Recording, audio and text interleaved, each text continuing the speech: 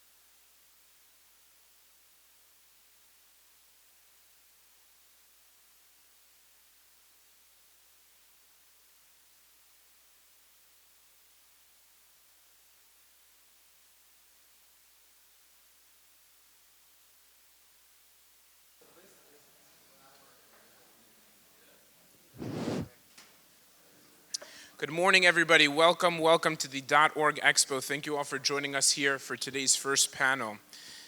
Today's topic is super special. I actually think it's perhaps the most important topic for both nonprofits and for-profits alike, which is why we'll probably be charging extra for it, because you could take this to the business world. Talent is really everything, and we're lucky today to have incredible experts here on the panel. We have Rabbi Ari Rockoff, who is the Community Dean for Values and Leadership at Yeshiva University. Rabbi Yoni Cohen, who is the Chief of Staff at the OU. Yaakov Klein, partner at Cashman Klein. And I'm going to ask each and every one of them to give a short intro about themselves and their history and the work that they do today. And we'll start with Rabbi Ari Rockoff. Good morning, everyone. Great to be here. Thank you, Yisrael. Good to be with my fellow panelists. I serve as a community dean at Yeshiva University. Today's topic, as introduced, is my life's passion. Talent is not a function. Talent is a strategy. Talent is about everything that we do as nonprofits. We don't have products. Anyone could sell an iPhone. We sell values. We sell ideas. And it's only as good as the people that we're with. So it's an honor to be here and looking forward to a conversation. Well said, Ari. I guess before we start, I want to just shout out that anyone who walks in through the door outside into our session in the next 1 second gets $1,000 from the OU. Okay, that didn't work so much. Yoni Cohen, I'm the chief of staff. It's not a fundraising session. It's not a fundraising session. Shoot, that's later on. My name is Yoni Cohen. I'm the chief of staff of the OU. Really oversee a lot of the organization that we have today. To me, this is a very passionate topic because your biggest asset in any organization is your people. And the more you invest in your people and the more you get the right people into the organization, the better the life is for management and leadership. And it's a very tricky way to think about it because you have different types of people, different types of positions, and there needs to be a strategy and a thought process to it. So I hope we discuss that today. Thank you so much. Thank you so much, Yisrael. Good morning, everyone. My name is Yaakov Klein. I own and run a company with my business partner called Cashman Klein. It's a management consulting company. We do leadership development, executive coaching, process improvement, team dynamics, and organizational culture. I've been very fortunate to get to know our fellow panelists, and this topic is what I do full-time. Before running my own company, I was the assistant director and led the team that does this at Mount Sinai Health System in New York City. We work with profit and non-for-profit companies. Amazing. Thank you, gentlemen, for joining us today. And again, thank you to our wonderful crowd. So let's kick off with what I think is obviously an intro to today's topic. How do you identify potential talent? So a question, and we'll start with you, Rabbi Ari Rockoff. How do you spot a potential leader, whether within the organization or someone that you're seeing maybe in a first interview? So my approach to this question is I always focus on values first, skills, competencies, resumes second. I have 4 core values that I look for. I'll share them with you. You can all come up with your own. I look for conscientiousness. You could usually tell that right away. Are they on top of their game? Do they get back to you? Number 2 is I look for someone who's curious.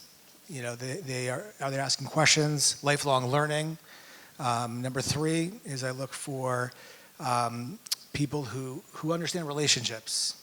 I think relationships is key in nonprofit specifically, and can they really lead into that? And the last, which I stole from Google, by the way, it's humble confidence. Humility is the domain of Moshe Rabbeinu.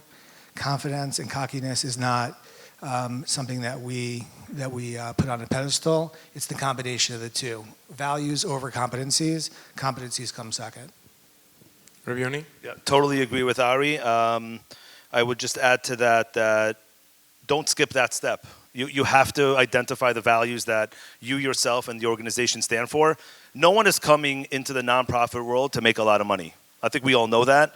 And yeah, money plays a role later on with compensation conversations and things like that. But people who are coming into our line of work across the board, whether you're a school, a nonprofit organization, the OU, YU, doesn't matter who you are, they're coming because they want something more from life than just making a lot of money. And identify your values, and then you have to just really stick to it. Another point that I would just add to that is many times I find that I used to look for unicorns. And what I mean by that is the perfect employee. They have to be good at everything. They have to have great communication skills and great computer skills and so on and so forth.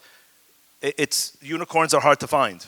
And when I'm looking for something, I really look, what does that position really need? If it's an accountant, I don't need him or her to be that outgoing and bubbly. I really want them sitting in front of spreadsheets and doing their job. So looking for unicorns sometimes could be problematic. There's a famous quote that you want to always hire for the attitude and train for skill. So like the fellow panelists are saying, when you're looking for someone, the skill is not necessarily in front of you, that's okay. The attitude, which is the culture, which is the value system, is something that you want to look for. Generally speaking, the research from a financial standpoint, it is better to look within than without. But you want to make sure that they fully understand something that I'll encounter a lot with companies when they're bringing people in is be very transparent with what you're trying to get them into. You're not trying to sell someone a job and then switch it on them. So the people who do best when you're identifying that talent to grow them is the ones that you're straightest with and you're transparent. Well, here are the things that are going to be really hard. Here are the things that you might enjoy. If they're not going to enjoy it, then you could identify the best talent in the world. They're not going to want to do it. So make sure you're just very straightforward with that as well. Amazing, thank you. So I actually had a client who was hiring a young hotshot, and they told me they think he's going to be a rock star leader. And I was with the group of the lay leaders, the Balabatim, and I asked one of them, a prominent figure, I said, can you actually tell me why you think this person's going to be a great leader? And so that's the question for today. What are the signals that you can kind of find in a person to know that that person is not just going to be an employee, but they're really going to be a leader within the organization? Rabbi Yoni, if you could take it away. I love people who they take the lead on things. They rise up to the occasion without being asked. To me, that is a skill that not everyone has. It involves very little ego. The word ego is not something that in my vocabulary, I hope. I mean, people who know me will validate that. But just people who just roll up their sleeves. Doesn't matter. I'll tell you, like, this happened this week, and Racheli Schwartz is here. She's my deputy chief of staff, and thank you for joining us. But we had 40 Israeli politicians that came to the OU today. We're trying to bridge the gap between the political relationships in Israel between all types of Jews. And it was a very tough week because of a lot of moving parts. But at some point, we had to move all their luggage from the OU office to the hotel down the block.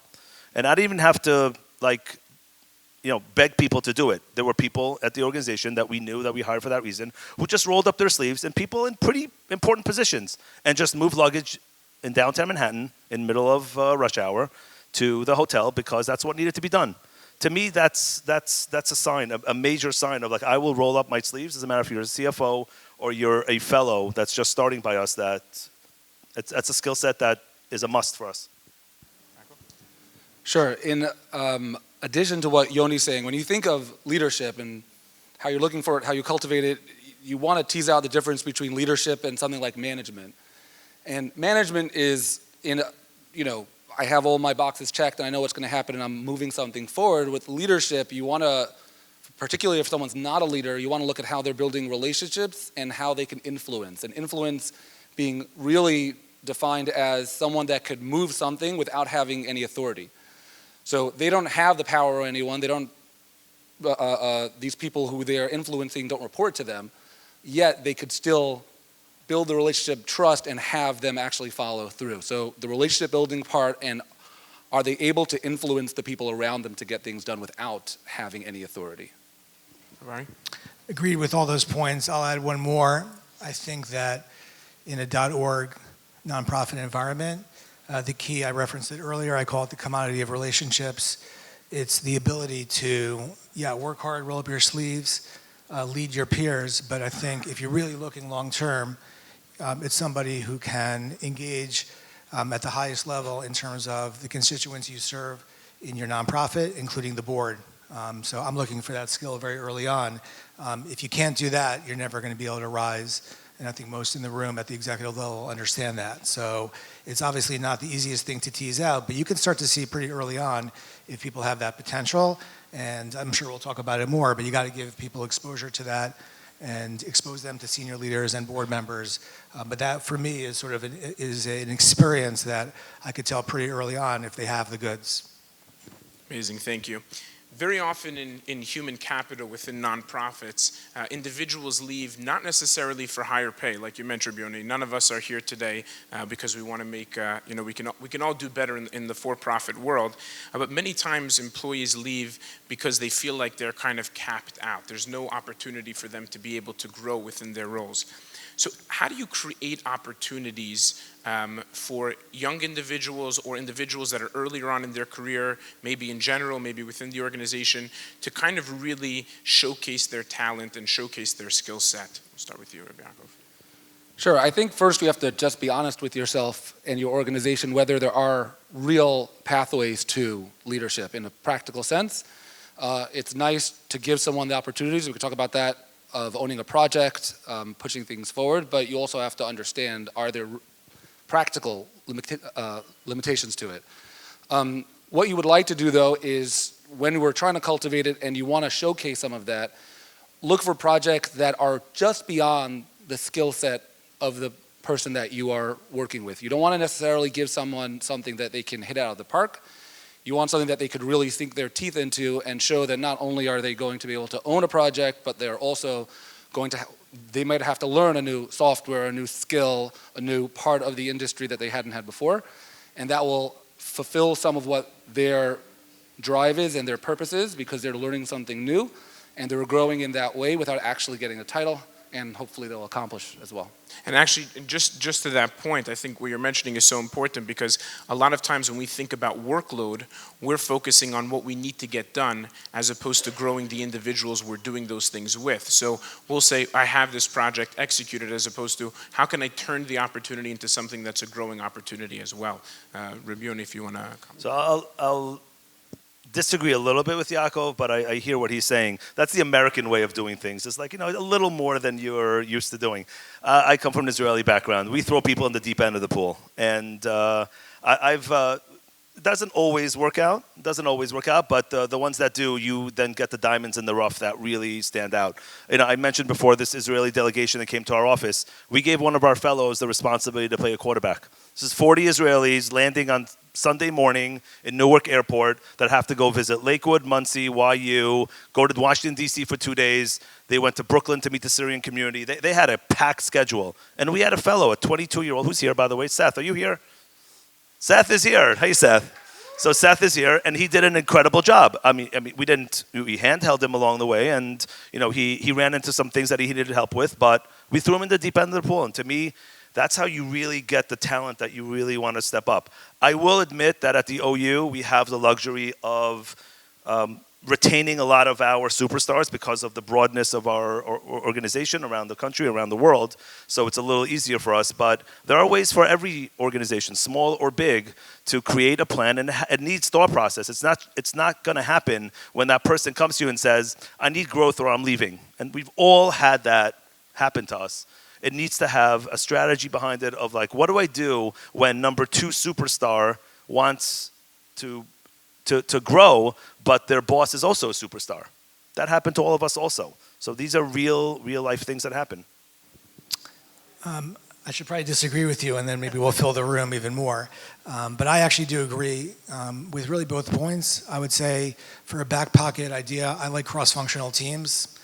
I'm a product of cross-functional teams. I was put in to opportunities. What that means, not to sound so technical, is putting people in roles and opportunities that cross their immediate title.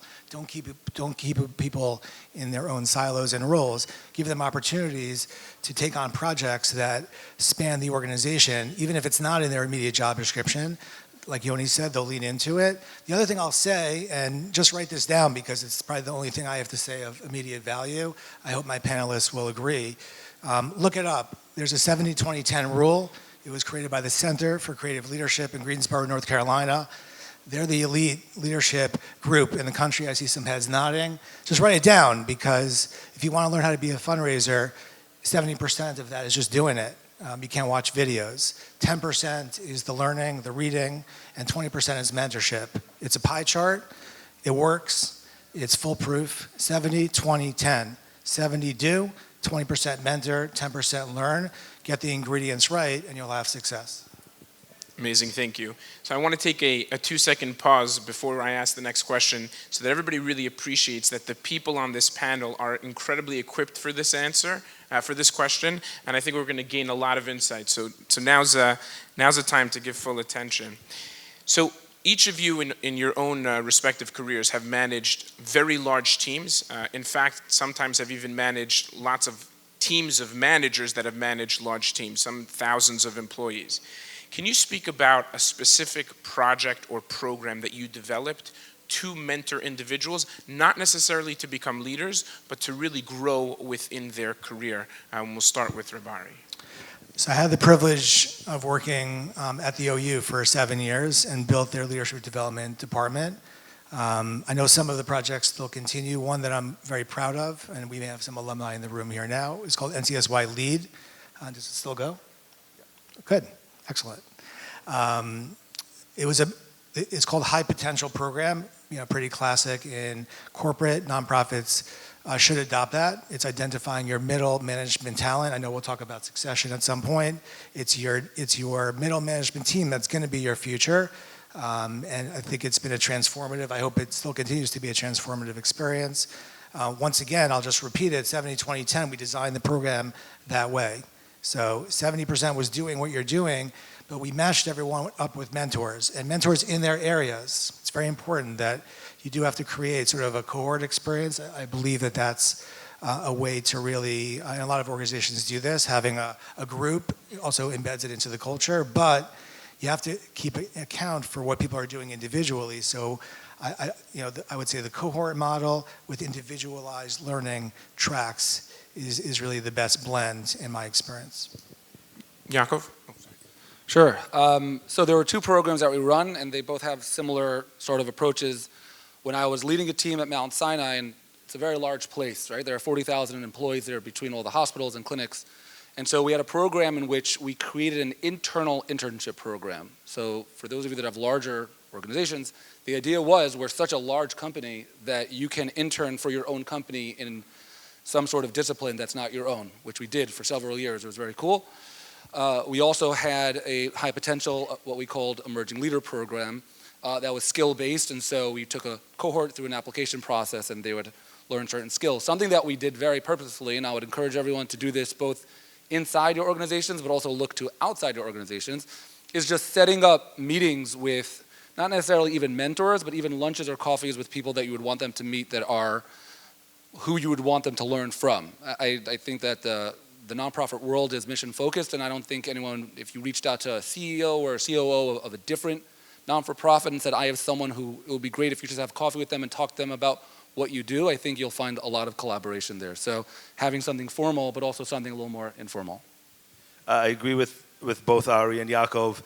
The key is just to make it a priority. It's very hard not to because you become very complacent. Your people are here, they're not going anywhere, and then you wake up one morning and they all want to leave. You have to make it a priority.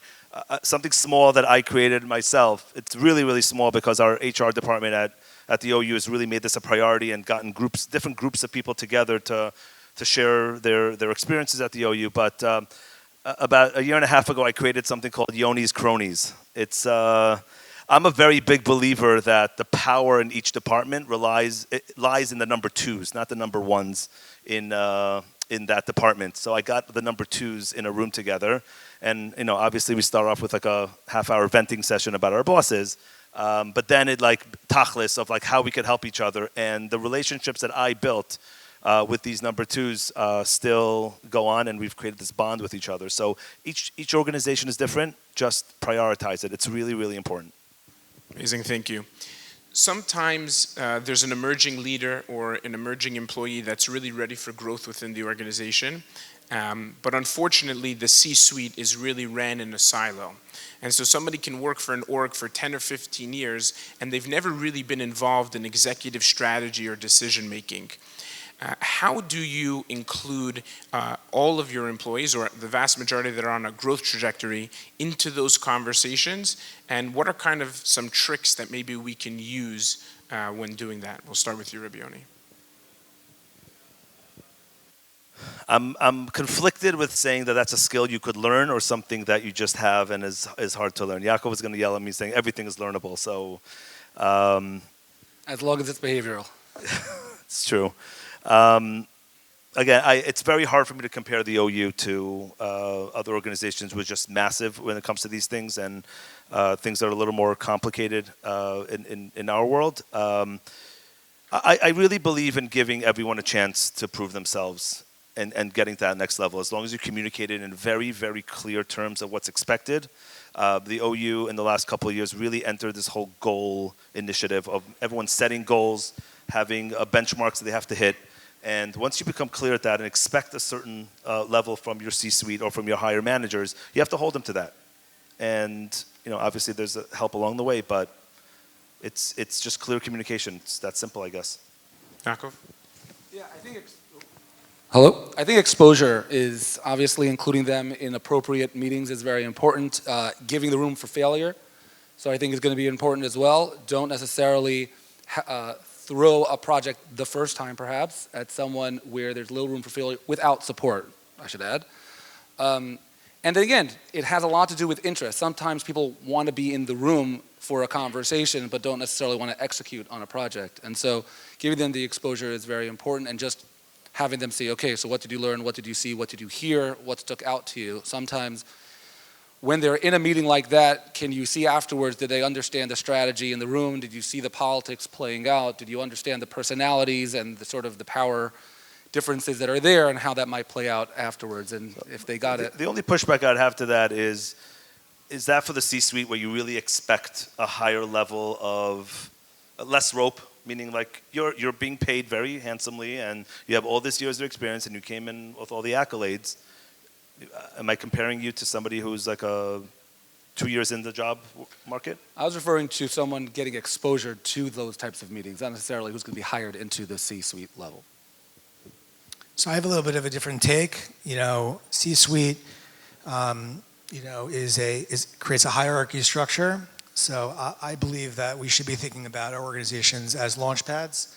I call it find them, grow them, keep them, launch them. Not everyone makes it to the C-suite. Could you, I don't know could you if people repeat know that this. again? Ari, could you Find repeat that? them, grow them, keep them, launch them. Not everyone is meant to be in a C-suite. You know what? There's a lot of people, and I bet, looking at the younger crowd here, honestly, they don't aspire to be. You don't have to speak out loud or nod. I don't think a lot of the next generation, we'll talk about that maybe later, I don't think they're interested in being in a C-suite, wearing a suit, going on the LIRR every day to work. So I think it's a faulty assumption. I think you want to give people the value, the exposure, the visibility. People leave bosses, not jobs. Invest in people, value them, and tell them when it's time to go.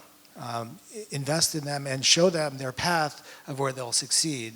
I think it's a false narrative to think that everyone can fill the C-suite. And if you study, and I'm sure Yaakov sees this very often in the for-profit, we should adopt this in the nonprofit. They exit you in your third year in a law firm. They exit you in management consulting firms. You know why? Because they don't want everyone at the top of the pyramid. First of all, they don't want to pay you that much, and they want to embed you outside so you can create value for the system. Don't build a hierarchy. Build a culture that people can grow in, and when it's time, if they're ready, send them somewhere else, and let them continue to grow and be an asset for you in the future. It's a perfect segue for our next part of the discussion in regards to retention and motivation. I think that one thing we can feel that's a burden in nonprofits specifically is it's incredibly hard to retain top talent. There is always another organization with another lay leader that's willing to cut a higher check to get your employees that have grown, especially in fundraising. And so the first question is, how do you keep high potential employees engaged when there's not so much advancement within the organization and there may not be a higher check that you could cut to them to make it more worthwhile for them? Sure, I think what Ari referenced beforehand, if the only thing that you're relying on keeping your employees is money, then you're going to probably lose people faster than you think. You want to invest in who they are. You want to get to know them as much as you can. It used to be, 20, 30 years ago, it was all fluffy and emotional to care about your employees and really show them that.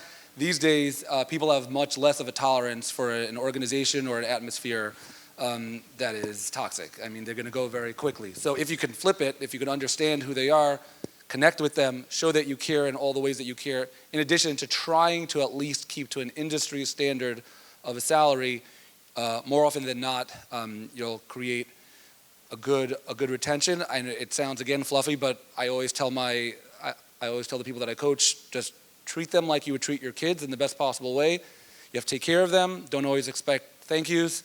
It's sort of something that you have to do unconditionally. You hope that it comes back, but it doesn't always. Well, one of the things that it's important to realize is you're going to lose some people.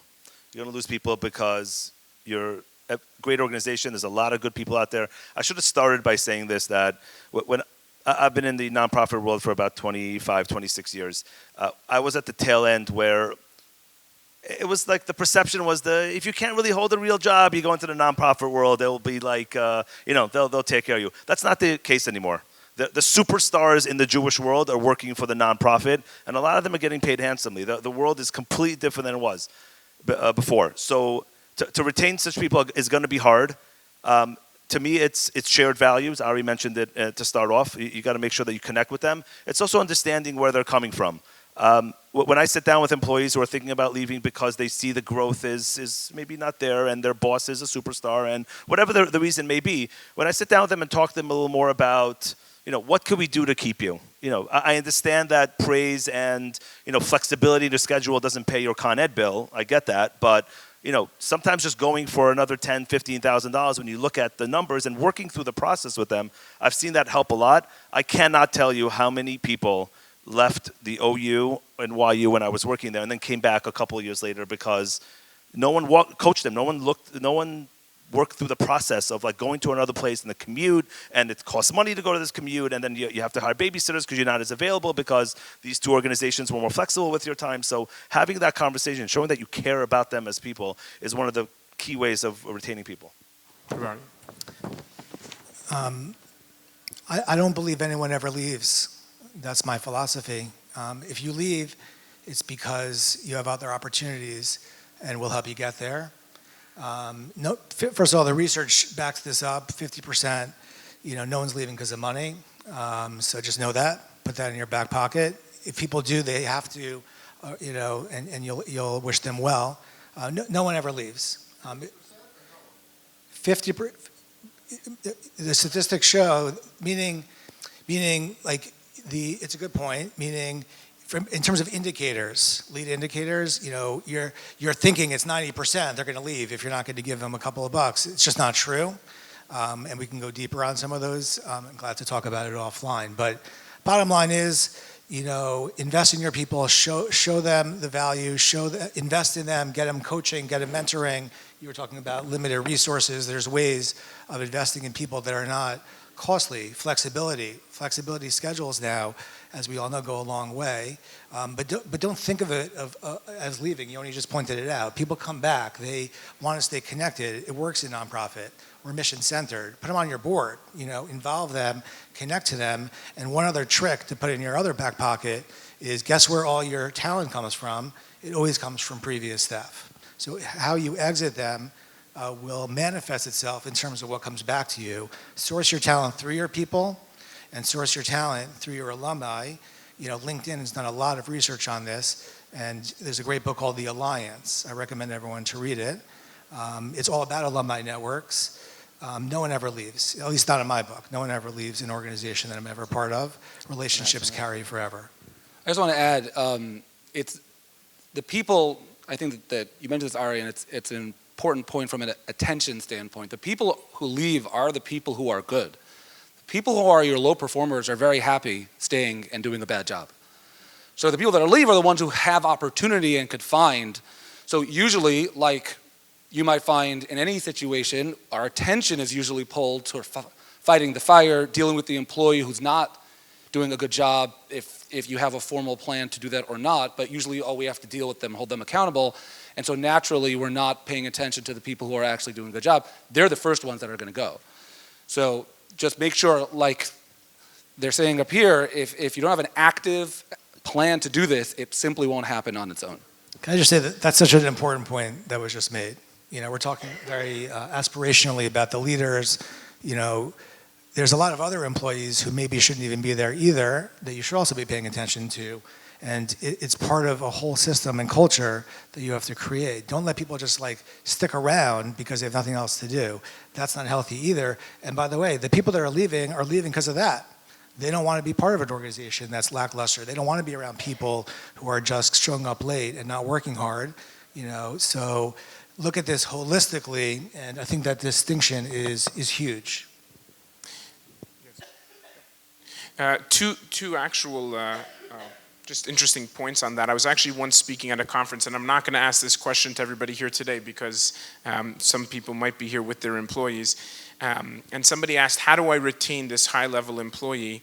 They're asking for, an extra, large sum of money. And I said to them, you've already arrived at this point, but let me ask you a question. When you were trying to hire them, would you have spent an extra $20K on the hire? Like if they were asking for, $100,000, and you can only go 80, would you have done it to hire this individual at the time? And everybody in the room said, yeah, 100%, especially people hiring fundraisers. They all said it. And I said, okay, great. How long has the employee been with you? And he said 5 years. And I said, how much money did you invest into his personal growth? Coaching, hiring people to train, sending him to seminars, making sure he paid full price for .org. And inevitably, every single person there at that particular conference actually said that they didn't spend a single penny. So we're willing to invest monetarily often to a certain extent, but we're not willing to put the money towards growing that individual. What are some of examples that maybe you can give, and we'll start with you, Rabbi Ari, of incentives that you've actually used to help the employee either grow or want to stay within the organization that didn't really cost money, or it didn't really mean that you were having to invest on his bottom line paycheck? So one of my favorite projects, I actually just saw a former colleague this morning who's in the room. I won't embarrass her or him. I launched it at the OU. It's called the Request for Growth. All of you are nonprofit leaders. RFPs, requests for proposals, are common. So we introduced a program called the RFG, Request for Growth. What do you want to do? How do you want to grow? But by the way, what are you investing in your own growth? Not just financially, time. Are you willing to put time in, energy in? We'll split it. You want to join a gym? Good, we'll split it. Very low cost. You want to learn to be a better speaker? We'll hook you up with a coach. We'll make it happen. There are ways of investing in people, but invest in them in the way that they see value, not in what you see value. It has to be a joint effort. But that's an example of something that we initiated, and it took off, and everyone leaned in and shared with us what they wanted to do. Interestingly, sometimes when you do something like that, you actually start to see who's real and who's not. We talked a lot about those who initiate, those who follow through, conscientiousness. Let me tell you something, the RFG exposed everything, because people think they want to do things, but then they actually have to do the work. When you actually have to go to the gym and work out, and you have to report back to me on how it went, let's see how that goes. So we set it up. We actually had lay leaders, overseeing it. So it was a blind process. We didn't see the names of the employee. We just said, you tell us if you think this is a valuable proposition, and then we invested. It was a few $100s each. It worked out really, really well. The easy things that we put in place is obviously flexibility. Sometimes that is even more valuable than money to some employees, about having a flexible schedule, different working hours. I realize that could create havoc in an organization when you pick and choose who you do that for, but if it allows it, I think COVID has sort of allowed us to work in that model, with Zoom being a real part of life. So that's really, really worked for us. Professional development, growth, skills, and growth in skills is something that a lot of employees would stay in a place like the OU because we invest in them.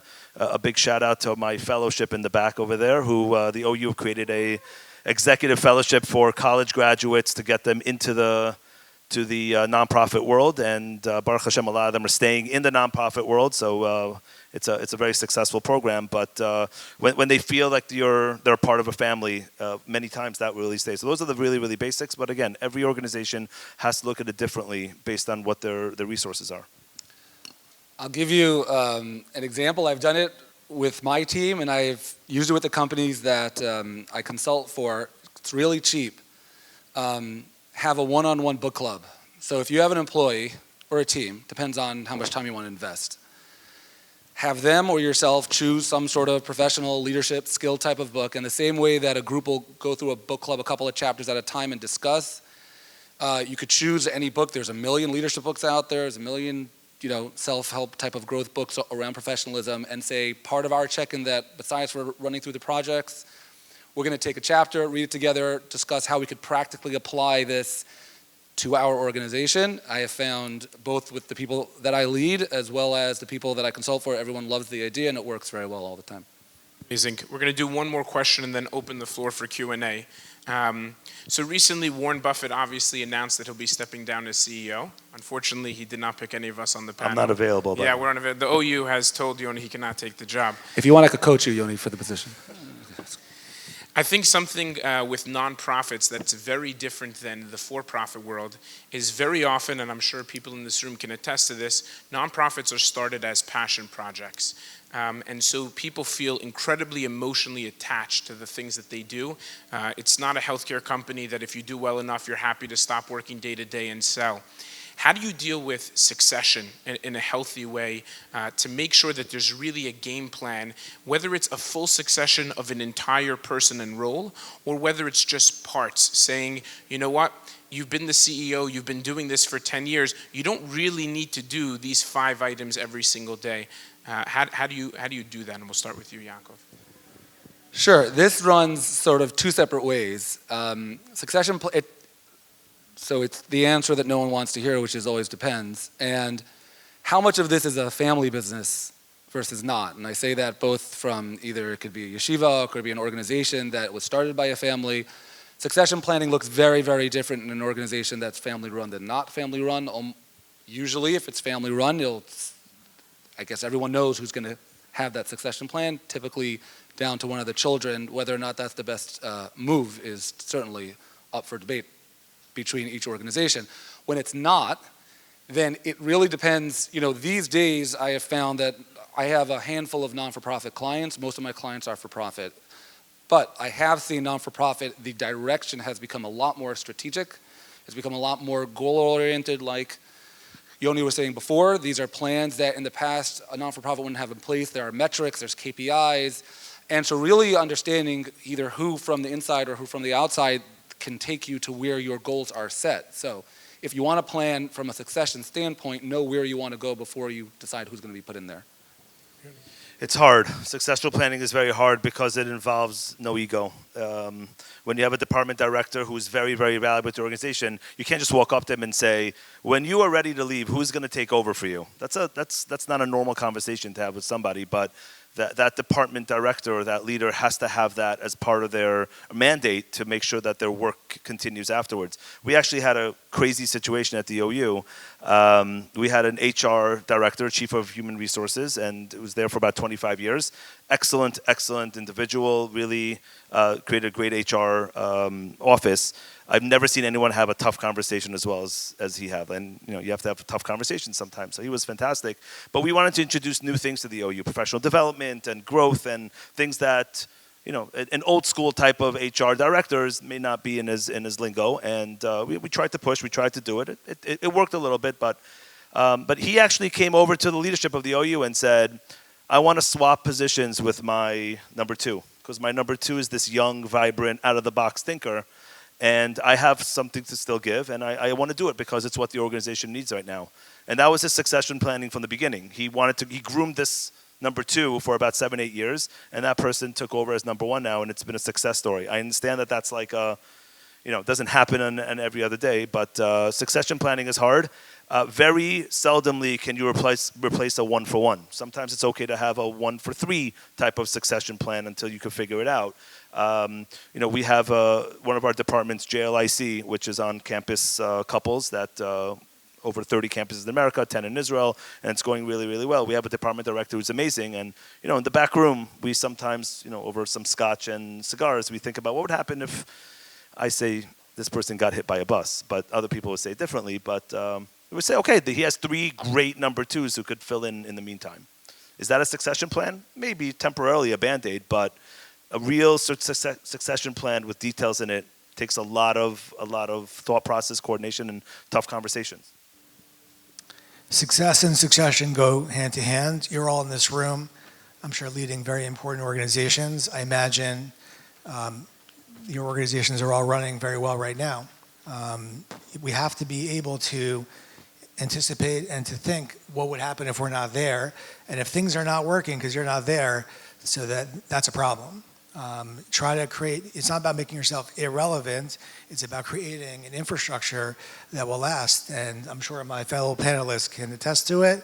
I've seen many organizations that just, had a good run and they didn't really plan for this, and they're no longer. And, they had acronyms and names, and honestly, even conferences like this that used to be the premier .org of its day, I won't call them out, some of you in the room can probably attest to that, they are no longer. And the reason is they had no succession.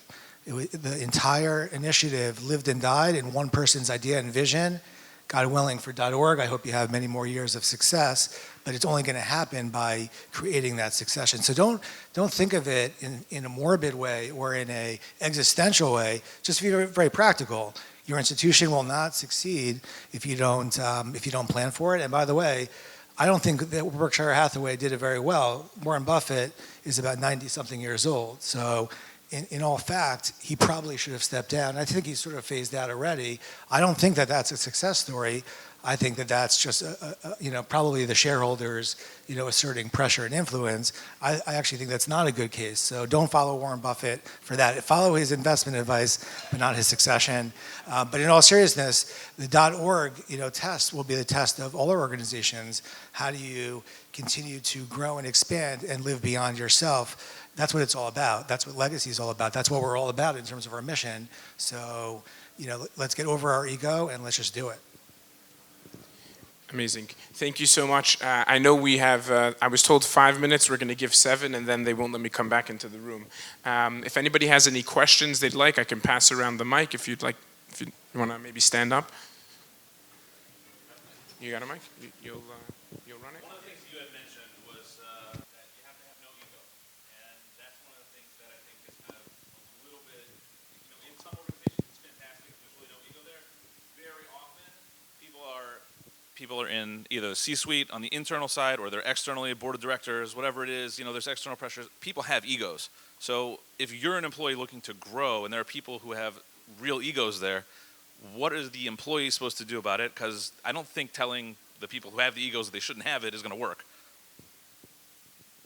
I think you always have to look at the total employee. I always tell my colleagues that once the negative in the person outweighs the positive, it's time to go. So a person's allowed to have an ego. If they're successful in what they're doing and it gets to their heads, they're going to have an ego.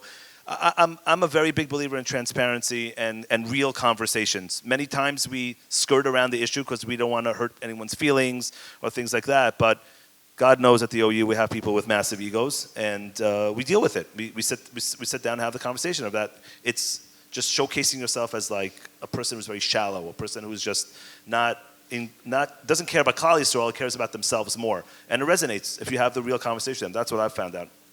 Can I add something? Organizations, we don't work for organizations. We work with people towards a mission.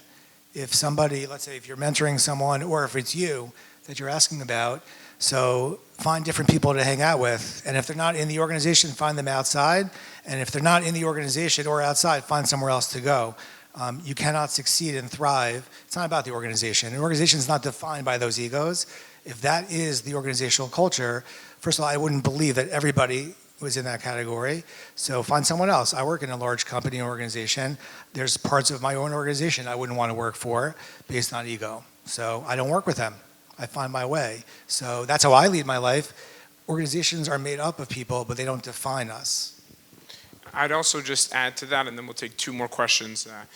I think one thing that my brother's a brilliant businessman once shared with me is you have to identify what the agenda is, what he calls the nikuda pinimi. What's like the root source agenda that's taking place. Very often we get caught up on the emotional side effects, but if we dig deep at what does the person actually want, maybe it's manifesting in ego, maybe it's manifesting in being aggressive, maybe they're being too passive and not providing enough vision, but if you can identify with the root agenda, meaning what's the goal, what's the thing we want to achieve. If you identify with that, so long as you can handle what may become toxicity, you can continue to grow, and I think that you'll have a lot of success. If you can't identify with that root agenda, or it's so overpowering that the risk over reward becomes very, very clear that there's more risk than reward, then obviously you have to make a decision to move somewhere else. Any So I joined my organization because they were most aligned with the mission that I wanted to follow through with.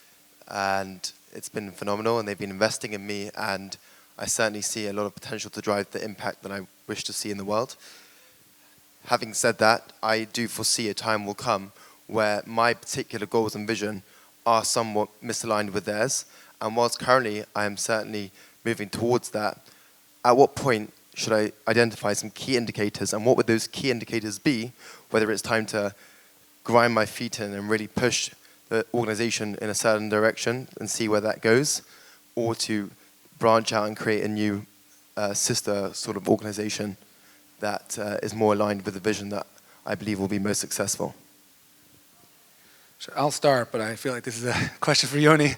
I think that if you're working for an organization and they have a certain vision and purpose, then I would say that's where it's going. And it's not necessarily your prerogative to change the direction that the organization is going, just to be clear. I would also have some very open and honest conversations, and ultimately you'll have to come to a decision point that if they're going in a direction that you disagree with, that is what they're allowed to do, and if that's something that you're not aligned with and you would like to go somewhere else, that's a choice you have as well. Certainly. The only reason why that question arises is because when they first hired me, they were essentially making promises about how they believed in my vision and how they wanted to take on those ideas, and they thought it was valuable. It's just there's still bureaucracy and layers and hierarchies, and ultimately that's I just want to reinforce something I said maybe 20 minutes ago, that when you are hiring people for your organization, there is no better favor you could do for yourselves or for them is to be as transparent as possible about what you would want them to do in reality, not what you hope for them to do in 2 years from now. But when they step into the organization and in the next 6 to 12 to 18 months, where do you feel they are going to work and what are they going to accomplish? And then say there is a chance that something might change in the future, but right now this is where we are. Yeah, I totally agree. Organizations pivot all the time. They have to, right? It's the Kodak model of if you don't keep on innovating and pivoting, you're just going to die. And organizations pivot, and you have to have certain values that you believe in, that it's a red line. Like, I'm not going to cross these. I'm flexible on almost anything else, but these type of things, I can't tell you what yours are. I know what mine are. And once that becomes apparent that a line or a value is not important anymore, the safest thing and smartest thing to do is, you get up and leave. It's best for you. It's best for the organization. No one wants someone disgruntled. And if you've networked, which is what these great conferences are about, networked enough, you pick up the phone, you call 5 people, and you'll have a job in very soon. But that's, to me, the red line is the important thing. Thank you. We're going to take just one more question, and then we'll end off. Any remaining questions from the Reb Chaim? Thank you, panelists and moderator. Wonderful. I'm hearing a lot of great examples from very large established organizations, specifically when it comes to talent development, building within, Cohen's cronies, I forgot the name exactly. Can you talk a little bit about what a young organization theoretically could do? Is it too early to start thinking about those things or establish actual structures in place early on because you're just focusing on getting the ship in order and meeting the needs of your constituents, or can you already start early on with that as well? There's a client of mine that's a non-for-profit that is 18 months old, maybe 20 months old. And they brought me on before they launched because they were having some trouble. And we established so many things early on. Just because you have a structure, right? When you're young, an organization of 3 people and you're trying to accomplish something, if you have it's like the example of the rocket ship type of thing, right? If you're a centimeter off now, by the time you look 5-6 years from now, you'll be miles away. You don't have to be perfect with it. You don't have to be vigilant. They can't bend the rules sometimes, but have a mahalach, in which you want to follow, in which you're identifying and looking to try to develop. Because way before, Mirz Hashem, before you know it, things will have to be delegated to people that you need to trust, who understand what you're trying to accomplish and what have the skills that you need them to have. And things are always, as I'm sure a lot of you can attest, come from unexpected sources. You could be thinking that you're going over here and this is the type of funding that you're getting, or this is the population that you're hitting, and all of a sudden an opportunity comes that you didn't consider, or a funding opportunity comes with strings attached that I'll give you this money if you do this thing. And you're like, well, I don't have the people for that. I didn't realize I was wanting to do it. I'd be okay with doing it, but who and how? So I would start, again, it doesn't have to be perfect, but I would start early. Every organization has assets and everyone has strengths. Doesn't matter how big or small you are. If you're big like the OU, you have resources, you're global. If you're a small organization, you have warmth, you have the interpersonal skill, relationships that you can't have in a big place. So first identify who you are, what resources you have, what strengths you have that others don't have, and build on it. And invest, make sure the people that you want to keep feel that you're investing in them. That'll take you a long way. I think you're so lucky. When you're part of a big organization that's been around, it's really hard to sometimes reverse course and to put money into a budget. It's been accounted for 20 times over.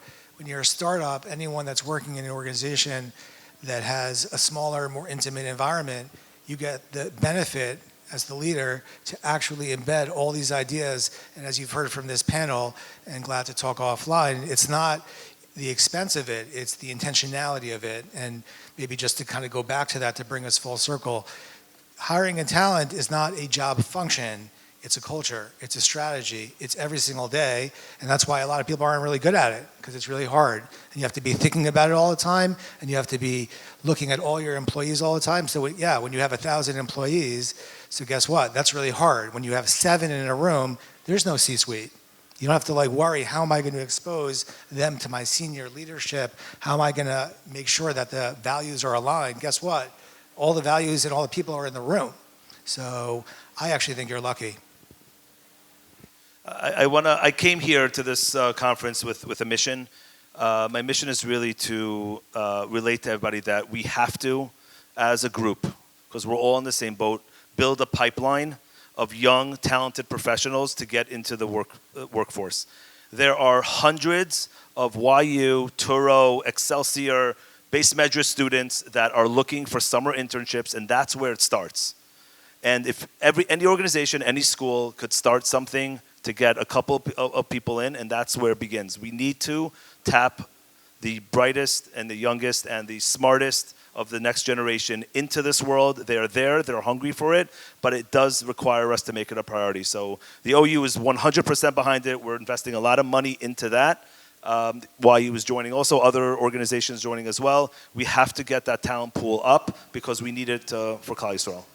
Amazing. Thank you so much, and such an important message. Thank you to our wonderful panelists. Thank you, everyone. Just on a small note, we're going to be starting another panel in just about 3 minutes, so if you want to stay or leave. And then also, I think it's important for myself to mention, the panelists are available for conversations and to be reached out to. We are very lucky to have heard from them today. Keep up the relationship.